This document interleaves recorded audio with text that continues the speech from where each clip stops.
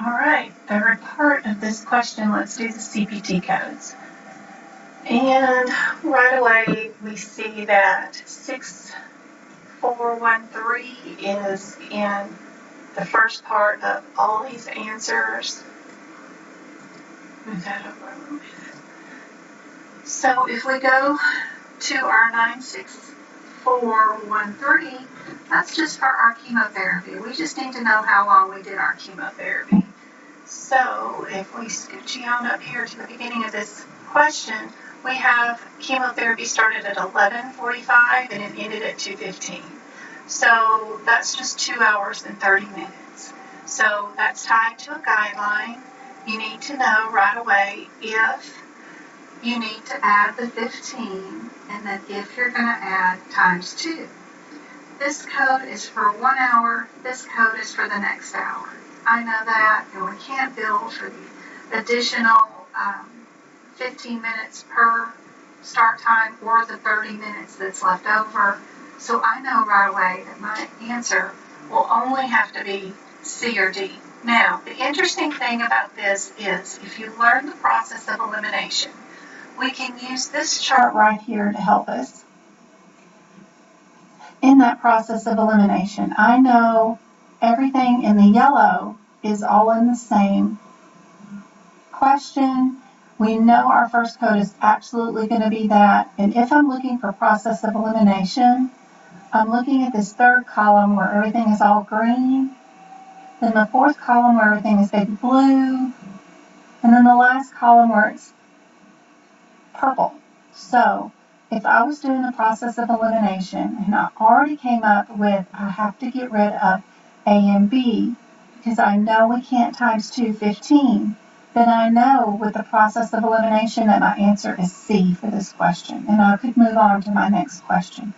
That is something cool to learn, but it does take practice to see, and this is just an example of what I see when I see the process of elimination and how I would use that to answer this question.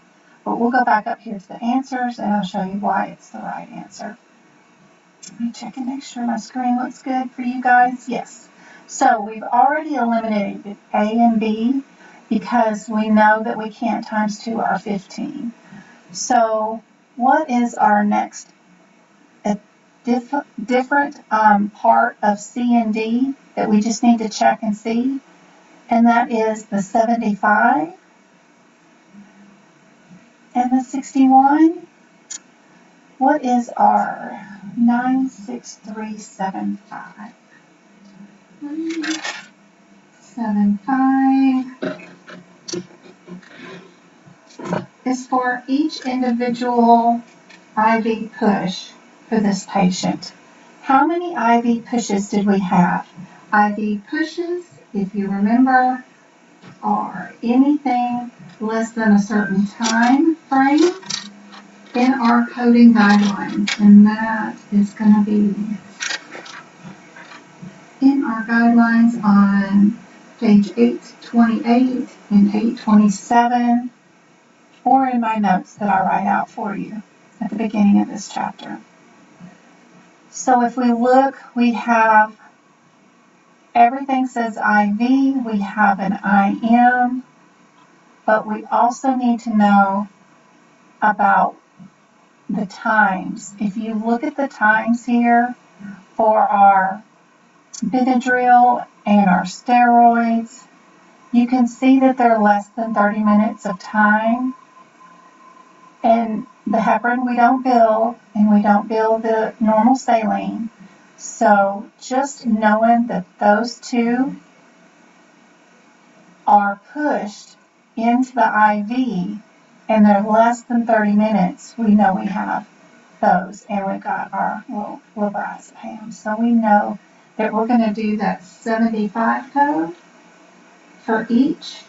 We have the 2 IV pushes. They're less than 30 minutes, so this will be times 2. So that's how we come up with C as our answer. It's because we have this IV push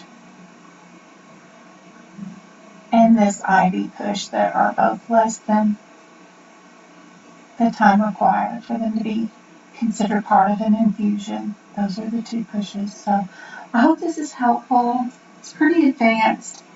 Like I said, this is for hematology and oncology specialist question. If you wanted to take that certification exam, I like the question, but I hope it's been helpful, and I hope to see you during my free lives on TikTok where we can be interactive, talking together over these questions.